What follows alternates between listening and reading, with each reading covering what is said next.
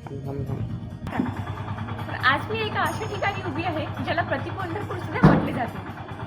तर असे हे मंगरूळ दस्तगीर. चला येथील आपण विठ्ठलाच्या मंदिराचे दर्शन करूया.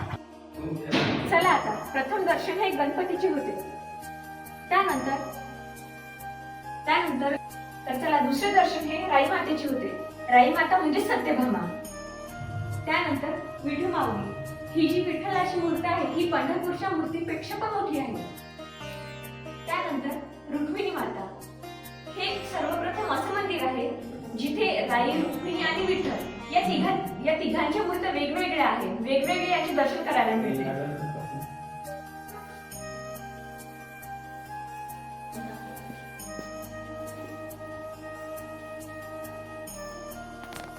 या मंदिरामध्ये गरुड आणि हनुमंत यांची पुरातन मूर्ती आहे व ती लाकडाची आहे.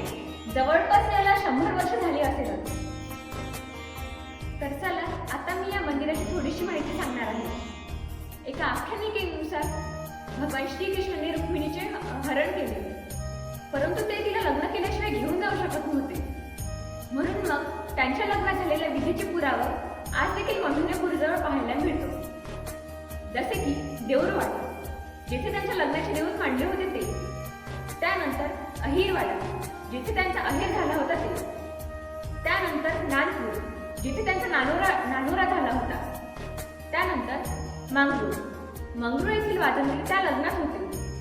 भगवान श्रीकृष्णांच्या लग्नात यांनी वाद्य वाजवले व लग्न लावून दिले. त्यानंतर भगवान श्रीकृष्ण रुक्मिणीला घेऊन निघून गेले.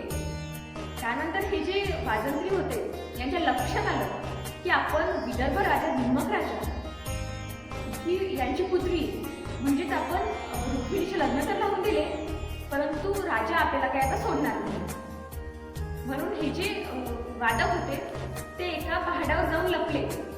त्यानंतर भगवान श्रीकृष्णाच्या लक्षात आलं की आपलं काहीतरी चुकत आहे. त्यानंतर भगवान श्रीकृष्ण परत आले आणि या कलाकारांची भेट घेतली. तेव्हा ते म्हणाले की महाराज आता तुम्ही जाणार, परंतु विदर्भ राजा भीमक आम्हाला आता सोडणार नाही. ते आम्हाला शिक्षा करेल, तेव्हा आमचं कसं होणार.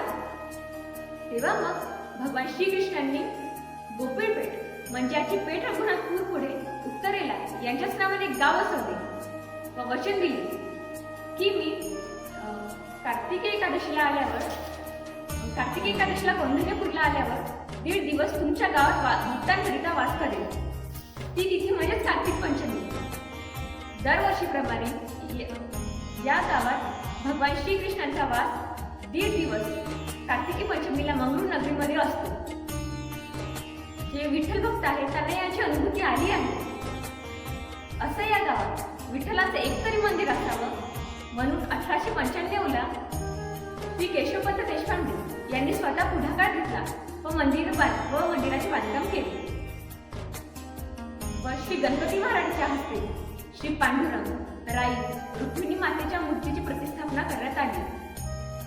असं या गावात दरवर्षी असं कार्तिकी पंचमीला या गावात मोठा महोत्सव साजरा केला जातो. त्यामध्ये दिंडी, पालखी, रिंगण सोहळा, हरिभक्तांसाठी हरिपाठ, महाप्रसाद इत्यादी कार्यक्रमाचे आयोजन केले जाते. तरी आपण सर्वांनी एक वेळ येऊन या मंदिराचे दर्शन घ्यावे व याची अनुभूती घ्यावी. धन्यवाद. जय हरी विठ्ठल.